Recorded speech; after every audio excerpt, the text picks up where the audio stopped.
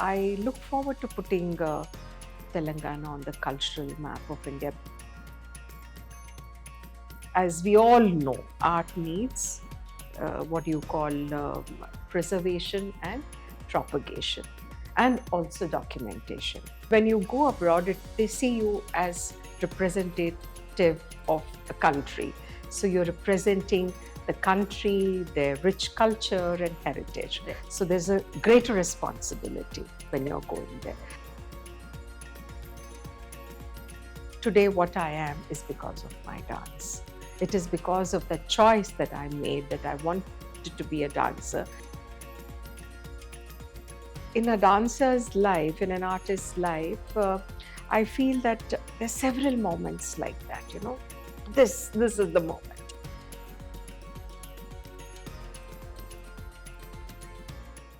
Hello everyone, this is Reshmi Chakravorty from the New Indian Express, and today we have the eminent dance whiz Dr. Alekhya Punjala and the recent chairperson of Telangana Sangeetha Nataka Academy.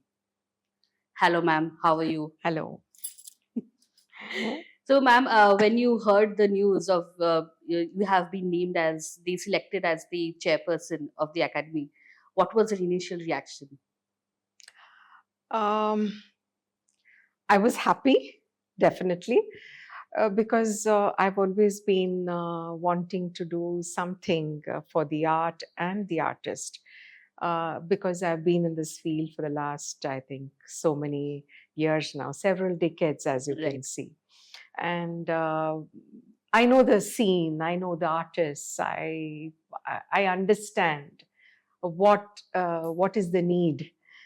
So I thought once you are in a position, then you are better equipped to do something, right? In your own way, individual way, you try to be part of this system where you can help each other. But when you're in an official position, it makes a lot of difference. That's what I feel.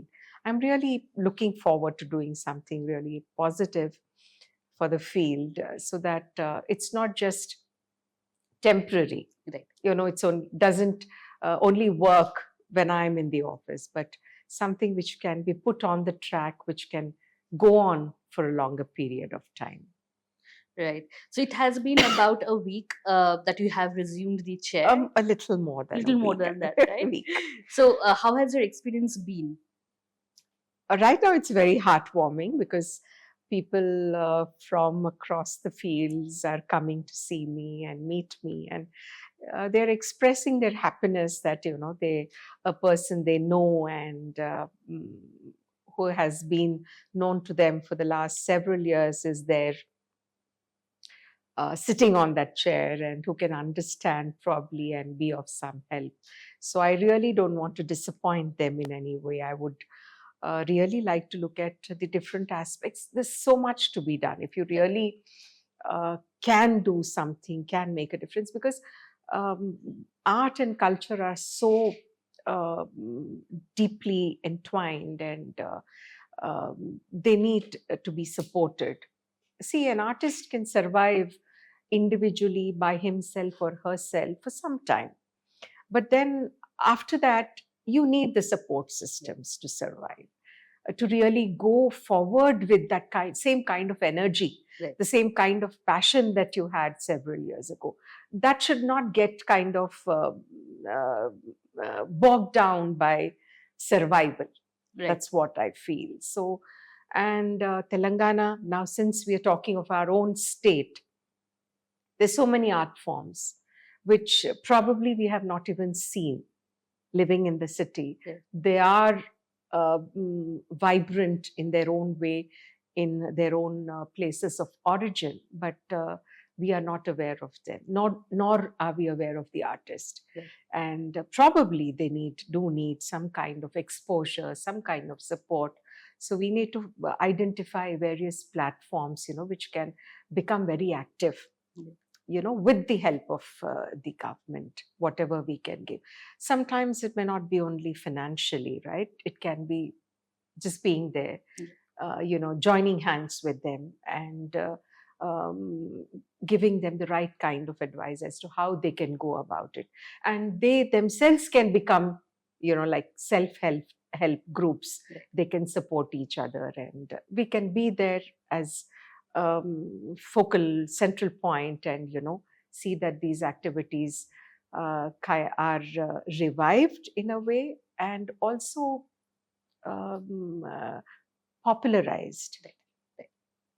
That is very, very important. And I look forward to putting Telangana on the cultural map of India, because that is I feel much needed now. So when you say that you want to put Telangana on the cultural map of India and even abroad, so do you have a plan of action sort of thing? Like if As you have I said earlier, five pointers or something. I mean, probably I cannot tell you in that way, but I would say that as we all know, art needs what you call preservation and propagation, and also documentation, which see several forms are on the brink of dying down, and they need to be supported. What kind of support? How can we support?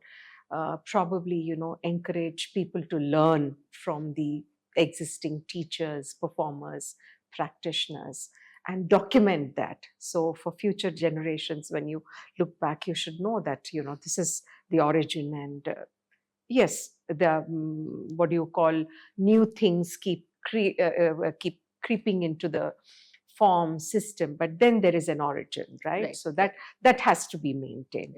And only when the newness joins in, then it goes off in a flow, it moves forward. So that is always very, very necessary. And what I am looking at is not me per se, but I would say that as the work of the academy, I want to join hands with the endowments and tourism, because I feel art and culture, endowments and tourism can really work hand in hand and take this forward. We'll be helping each other. See, if I join hands, I mean, the endowments, the temples support us, then the artist finds a platform. And then you're keeping that rich culture where we used to look at temples as being centers of learning and culture. They become vibrant. Earlier it was there, but slowly it is not so active as we see today. So I want temples again to regain that kind of identity where they support the art and the artist. And it becomes a very vibrant platform where the artist also looks forward, because every place, every district has its own what do you call, ambience and rich cultural heritage in terms of temples, sculpture, architecture. So we can identify those places and kind of reactivate these, along with, when we join hands with the endowments and tourism. Tourism, I would look forward to their helping hand in providing the basic amenities, so that the tourist is encouraged and becomes interested enough to visit those places. And we have some important temples where, we should have some kind of a festival which will be on par with Khajuraho or Konarak, and and it's an every year affair, and not time bound, to a certain period, but it should kind of keep on happening year after year, and becomes a very important occasion or time where the tourist will make it a point to attend and also visit the rich cultural heritage site or whatever it is. Right. Absolutely. So when you put together the endowment and the tourism departments to work in hand, and where you have the other aspect as well, which is currently everywhere, social media.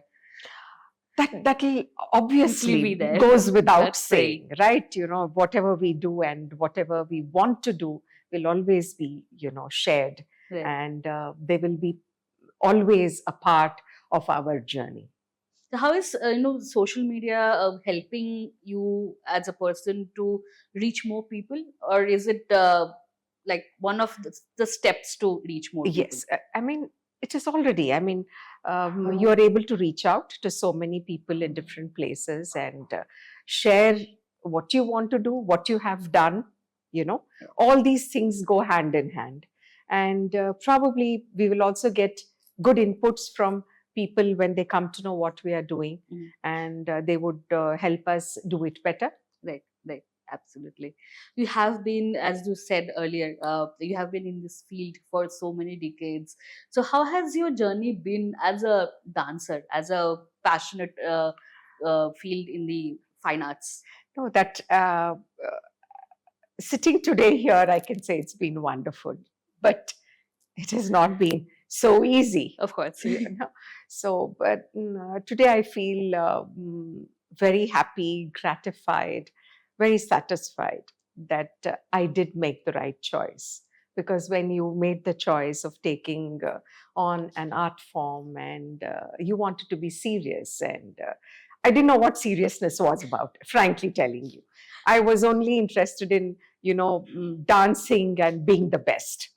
That was my focus. But what it meant to be serious was only I learned as I progressed or continued on that path. And it has been very hard, arduous. But today I can say, looking back, it's been tough, but yes, it's been good and satisfying. And today, like, life comes a full circle. I started off by being passionate about an art form. I mean, I'm trained in, I started off with Odissi and Kathak, and my master, my first guru was late Sri Dayal Sharan, and he was like very, very, um, what do you call, adamant in a way, saying that you should learn Kathak, you should learn Odissi. But somehow I was enamored with Bharatanatyam and Kuchipudi. I don't know why. I really can't explain. Today, when I look back, what did I know about any art form for me to say, no, I don't want to learn this or I want to learn that? But I did. I was like, no, I want to learn Bharatanatyam or Kuchipudi, and because there were the forms. I don't know whether it was the aharya or whether it was the language which I understood, and it attracted me a lot more. So I learned both the forms, and form was very, very important for me. Today, coming full circle, I want the form to help me emote, to present, to express, to be able to converse with the audience. Right. So I'm sure that the audience is not bothered which form I'm taking up to make that conversation. But if I'm able to do it 200% with conviction, I feel I've succeeded. I'm victorious. Right. So you have performed like all over India, like almost all the countries abroad, right? Yeah. So which venue is your favorite as a performer? See, home ground is always, you love performing because 100%, at least more than half of the audience understand what you're doing, right? Because they have that connect with your mythology and your culture and everything. But when you go abroad, they see you as representative of a country. So you're representing the country, their rich culture and heritage. Right. So there's a greater responsibility when you're going there. So, I mean, one of the ambassadors, when I was performing in Syria, he said, you are a cultural ambassador. I'm just an ambassador, but you're a cultural ambassador because you're representing the rich heritage of your country. And through your dance, through your music, you're able to showcase the rich forms that are there. And not only that, you are bringing out such very beautiful emotions which are there within us. But when we look at you, we are able to identify, feel one with you, and again kind of relive those emotions. So even in countries where they did not understand the language, it was that very gratifying, very satisfying, because they understood what you were doing. Because human emotion is common, universal, wherever you go. So whether it is you're going to Germany, you're going to England, or wherever it is, that emotion, and even the Gulf countries, where the cultures are so diverse, so different, but still they were able to understand the very subtle nuances in Abhinaya when I performed over there. So it's always been a big challenge, but always I think we have emerged victorious. Absolutely, there is no doubt about that. So when you talk about emoting through dance, how has dance helped you as a person to grow, or in your day-to-day life? Reshmi, today what I am, I'm telling you wholeheartedly, with humility, that today what I am is because of my dance. It is because of the choice that I made, that I wanted to be a dancer, when it was probably unthinkable to take it up as a career. Of course, I didn't know that this was going to be my career, but when I chose that, there was a big uproar in the family saying that, what choice is she making? What will she do with her life? I mean, okay, as a extracurricular activity or something that you're passionate about, you go once in a while, perform and come back, but then you have a solid profession behind you, right? But then I said, this is what I want to do full time. So that was a big decision for me. And today I feel, yes, I did take the right decision, because it has made me feel complete. It has made me a better human being. I feel I'm more sensitive to myself, to people around me, to my whole environment. I'm more empathetic, and I look beyond myself. I mean, I am able to relate to people, and I feel that I have a lot to give. I want to share. So this is what dance has made me. And I always share this thought wherever I go, and especially with children who are in school, who are in colleges. I feel that, when you learn any kind of art form, I'm saying dance because I'm a dancer, but it can be any art form, whether it is music, painting, sculpture, whatever you choose. Uh, you get time with yourself. Today what we talk about meditation, it's like meditation, or it is meditation. It is more than the meditation that you are talking about, because there's a lot which goes physically, mentally, and spiritually when you take up an art form. And we are not just looking at the physical side of things or the materialistic side of things. We are looking beyond that. We are able to connect with something beyond this physical On a world. very deeper level. Deeper level. And when you start learning, you don't understand the intricacies or the seriousness about it. But once you start enjoying, because you're passionate about it, you know there's more to it. So then what happens? You start going deeper inside you. And that's when you realize that these things don't matter. There's something beyond, and you want to be that. So the striving starts for that, trying to be a more perfect person, better person, and somewhere you know you have a lot inside you that you can share with the others.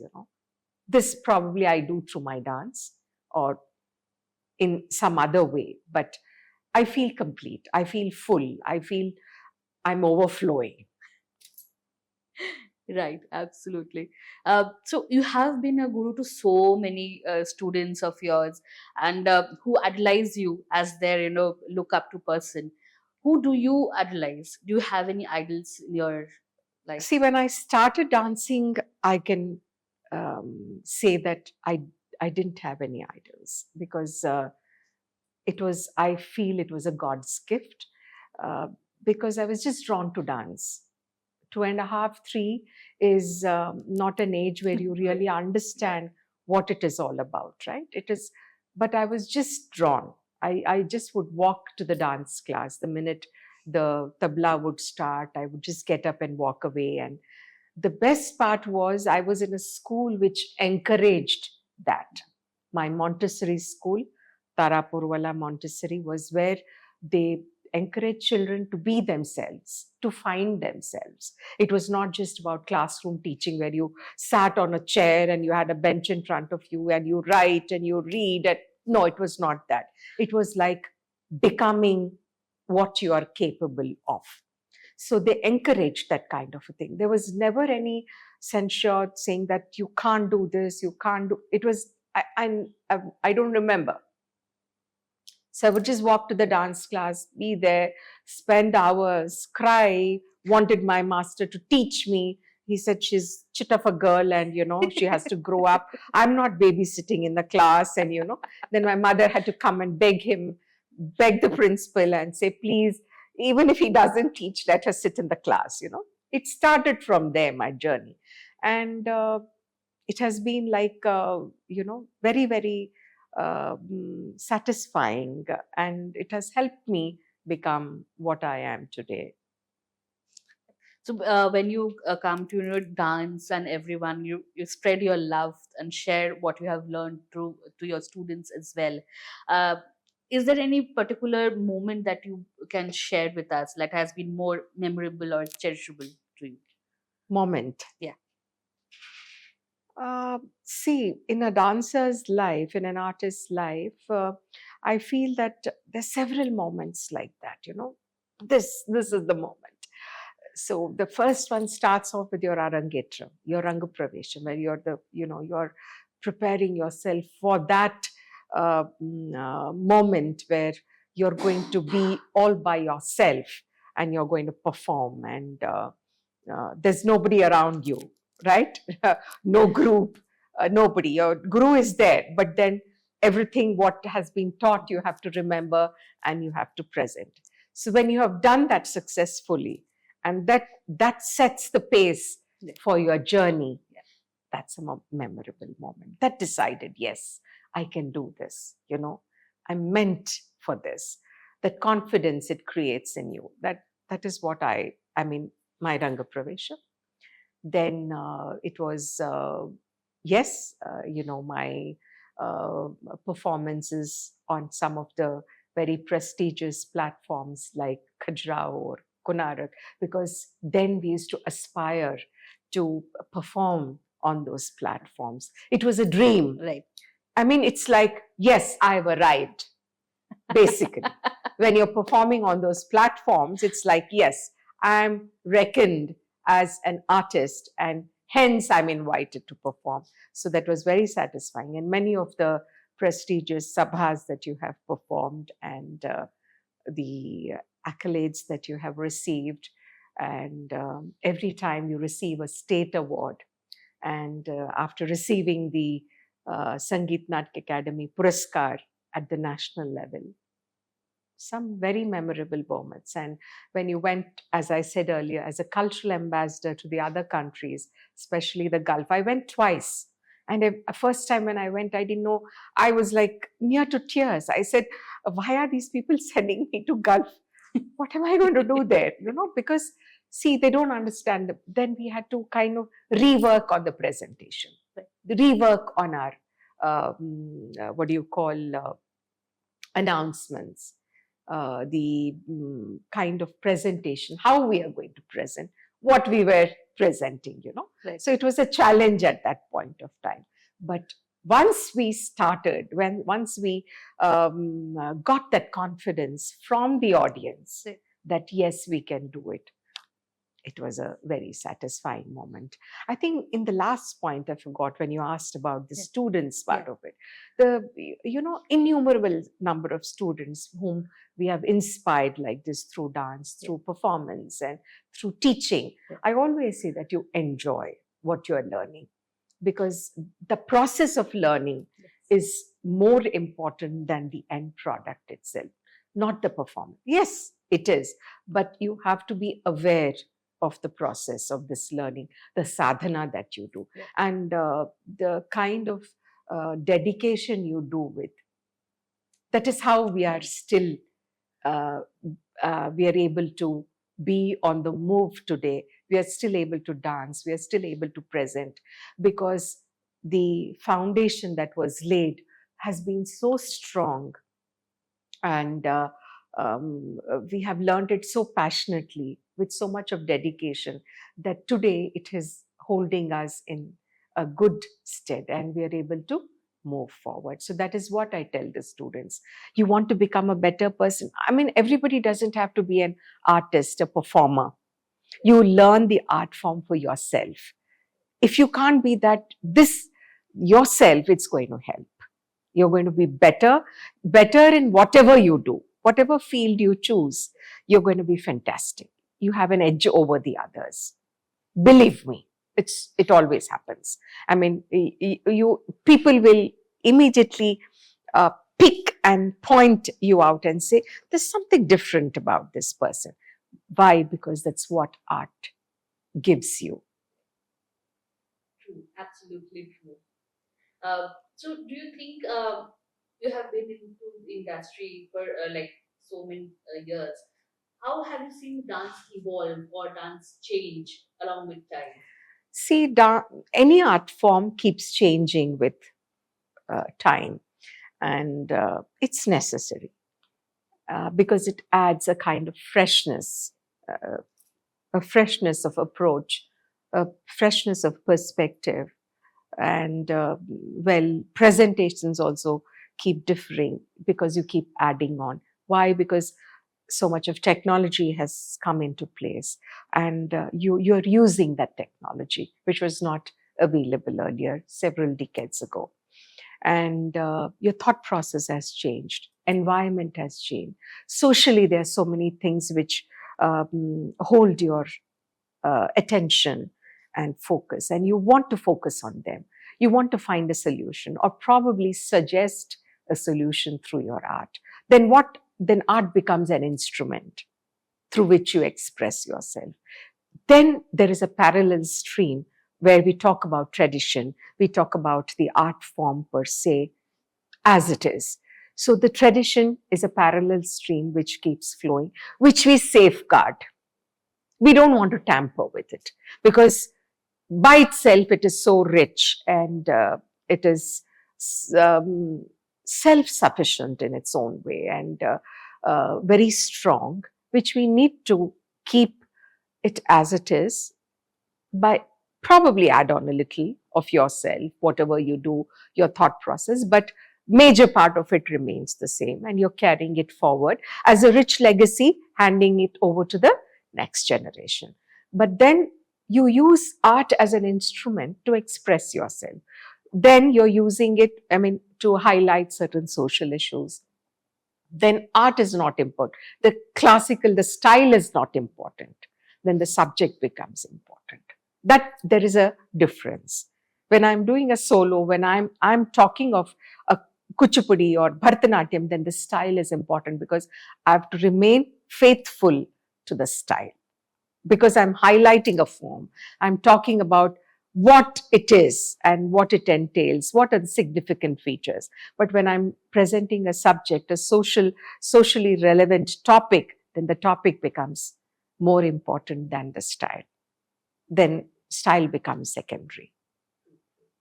Uh, you have given your life to dance. Dance has been your life Yes, forever now. yes, yes. So, apart from dance, what other interests do you have? Uh, I love music.